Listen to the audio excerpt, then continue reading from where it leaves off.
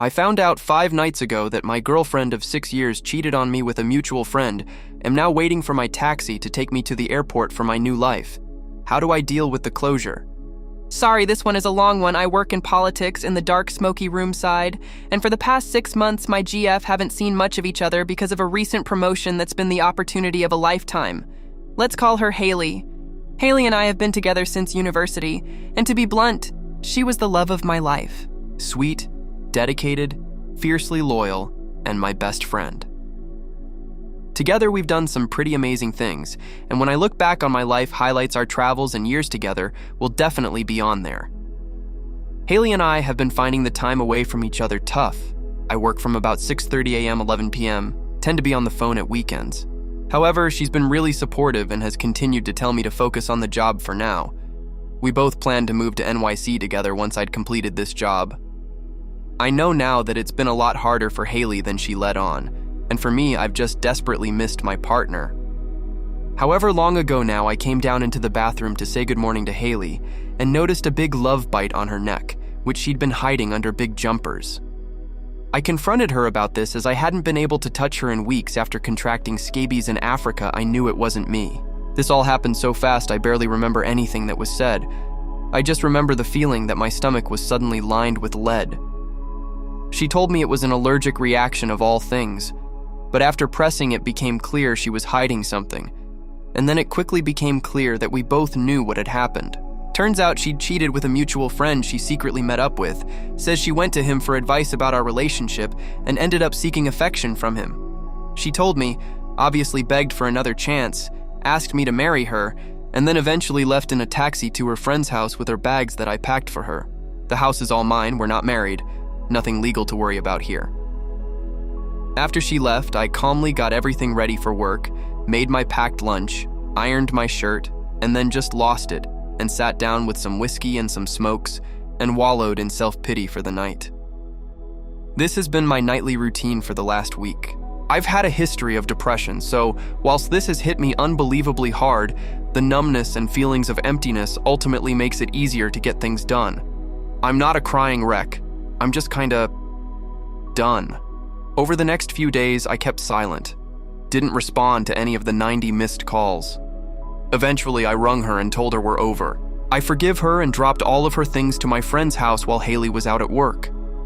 Thing is, I don't hate her for this. I understand how she was feeling, and I know my job got in the way of what was a very close and spontaneous relationship. We became different people. I can forgive her, but we have to be over. I'll never trust her again, and I can't have her in my life anymore. Especially not when it's not even a good idea for me to have a partner while my life's like this. Whilst I forgive her, it doesn't mean I can ever love her like I did. The next few days kind of led to a few impulse decisions. I went straight to my boss, who is also one of my best friends, who, bless him, offered to give up all his annual leave so I could sort myself out. When I told him being in that house would just bring back bad memories, he made me an offer, a year-long position working on an enormous project for an international government, and I took it. This involves a completely new role, a new life in a new country, and a completely different kind of office and project. So I put my house up for rent, which my brother will look after for me, and decided to just buy a ticket and head to my new home early before the position starts. It also makes visa stuff easier. I've not told Haley because I've tried to maintain NC and she has all her things. The taxi is coming in about 2 hours. Here are my questions. Should I tell Haley? Is it classless to let her find out from a friend? How do I get closure? What process can I use when I'm so removed from everything? How do I stop this being a quick fix? Is there a risk I get home after a year and it all just instantly comes back? I'm really fearful that all I'm doing is running away from my problem, and I'm worried moving away will mean I never engage with the fundamental betrayal. Any Redditors have tips for moving to a new country? How do you meet people? Have I been too rash? Importantly, anyone got any tips on getting over cheating? This is the second time I've been cheated on now, and whilst I'm quite happy to have a year of just being single, I'm worried about what happens after that. Is there even a point to trying to stay faithful to anyone? Thanks in advance, and thanks for all the support over the years, which has helped me manage the last week of my life. TLDR, got cheated on, left the country, bit worried. I've been a bit rash. Update 16 days later. Firstly, thank you so much for all your support and kind words. It's made it a lot easier to keep doing the right thing, and I've taken on board so many of your comments. Really meant a lot, and I felt it more than I felt much in the past week or so. So some of you may remember that I had some questions, and that I was on my way to flying out to start a new life, which I never mentioned is in Africa. Stuff took some pretty funny turns since then, and I thought I'd update you. So I am still not in Africa. I missed my flight after my cab was involved in a very, very minor collision. No one was hurt, but you can't get another cab quickly on the motorway. Luckily, I've got total insurance up to my eyeballs. I phoned my boss to tell him and was about to book flights for the weekend when my boss asked me to stay a few more days as he'd had an absolute tidal wave hit his desk. I'd do anything for this guy, so I obviously agreed and ended up deciding to stick around for Christmas to say goodbye to my family and give them a bit of time before I left for a year. My boss's secretary spent most of the week finding me a new flat, booking me immunizations, and generally sorting out my life to say thank you, which was really nice. So I haven't told her I'm leaving, and no contact has been maintained. A good friend said she managed to have a conversation with Haley and made clear that I'm serious about needing significant period of time of silence between us. Haley is apparently handling it really badly, sobbing, having to have her friends look after her phone, ECT, which I thought would make me happy, but it really doesn't. There is one person I told, her father. Now anyone else on here I would strongly advise against breaking NC for ex's family members, but you have to understand that I cannot not answer the phone to this man. I have so much respect for him, and we've spent a huge amount of time alone drinking his amazing whiskey collection and talking about things. He's given me a lot of vital support and counsel in my life, and I'd be much worse off without him. He wanted to know if I could ever forgive his daughter. I explained that there's no point continuing. Now the trust is fundamentally destroyed, and he apologized and accepted that. He actually told me I should think about getting myself away for some alone time and begged me to meet up with him in the city I work in. At this point, I told him where I'm going and asked him not to tell Haley until I'm gone. He promised he would honor my wishes, and that was enough for me. This man is old school, and I know his word means a lot to him.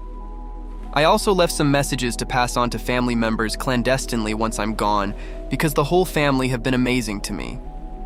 My time since has been much smoother than it could have been. I've hit the gym a lot, Rule 1, and I've spent at least 2 hours every night, except Xmas, sparring with my brother. I've caught up with old friends before I leave and spent a lot of time with my family. We managed to complete the business that landed on my boss's desk, and he took me for an incredible goodbye meal with himself and his wife, which was nice. It was some unlimited meat joint, which makes me wonder why all things aren't unlimited meat. My own mood has been promising. For a few days there was a concerning intensity of numbness, but keeping myself busy really helped me feel normal again. Can't stress enough to everyone out there how important it is to get up and do stuff rather than wallowing. Changes your whole mindset and makes everything so much easier. In terms of other plans, I've already signed up to a Muay Thai gym out there and managed to find an old training partner who's working in the same city, so I've organized a meet. My plan is to just treat this a bit like a year out at university.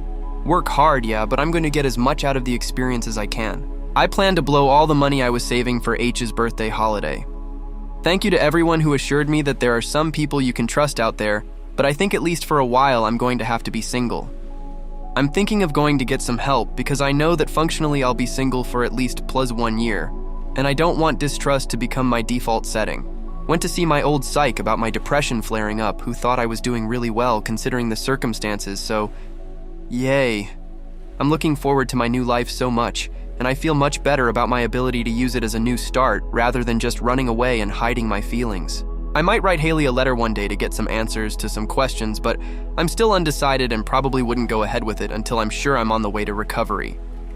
To everyone out there, follow the advice on here, keep yourself busy, and stick with NC. The whole next year is about me, and I'm excited about what I can produce. Thank you everyone, and good luck. TL.dr.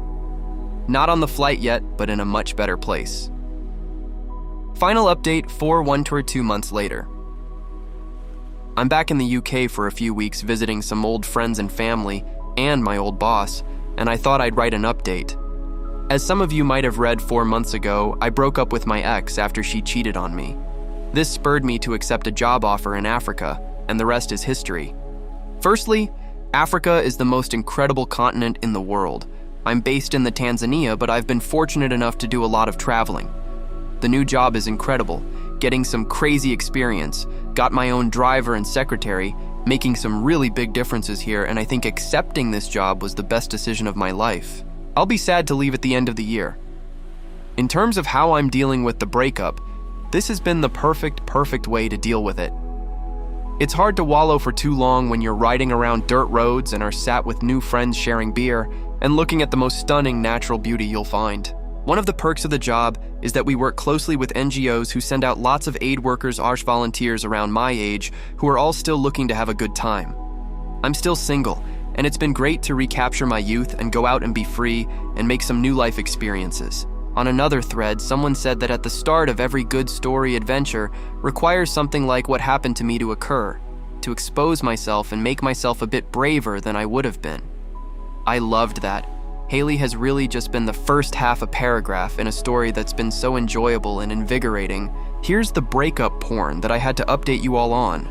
This is proof that no matter how bad it is now, things can change, and once you heal, the dynamics of power can fundamentally shift in an instant. I've maintained NC with Haley. I've been updated by some friends that after she found out I left, she asked all my friends if they know my African number. She's blocked from all email, social media, my phone, and has been living with her parents for months now, having decided to spend some time on her own. Bear in mind, I've not seen her since this all kicked off or spoken to her. When I landed in London a few days ago, guess who was waiting for me in arrivals? Apart from my mum, of course. Haley. Haley comes from nowhere and kind of looks at me and starts crying. I was kind of speechless, to be honest. Haley had seen the flight details I'd posted on the wall of a mutual friend and taken a 4-hour train down to London to ask me to take her back. Bear in mind, this entire time my mum is hovering in the background. I told Haley nothing had changed, thanked her for coming.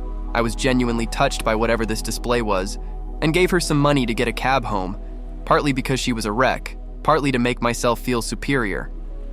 At this point, it really struck me how much everything had changed. I definitely still have some feelings for Haley, but they're couched much more reflectively. I felt extreme pity for her at that moment, and I don't think I've ever felt so sure that being on my own is what's best for me. Thanks for all the support, our relationships. Some of the advice I received on here has made a huge difference to how I've spent the last 4 months. For those of you just starting your journey, it gets better. Maintain no contact, look after yourself, go to the gym, and make time to meet new people. I recommend taking yourself out on your own. It helps you figure out who you are and what you lost. Thanks all TL.dr. It gets a hell of a lot better. Edit. Overwhelmed with the response, and gold, although I'm not sure what the gold does. Everyone who is reading this who is a bit further behind in their journey, don't worry, you got this. Not everyone has the chance to leave the country, but you all have the chance to make more time for yourself. What do you guys think? Let's discuss in the comments. Follow and like for more stories.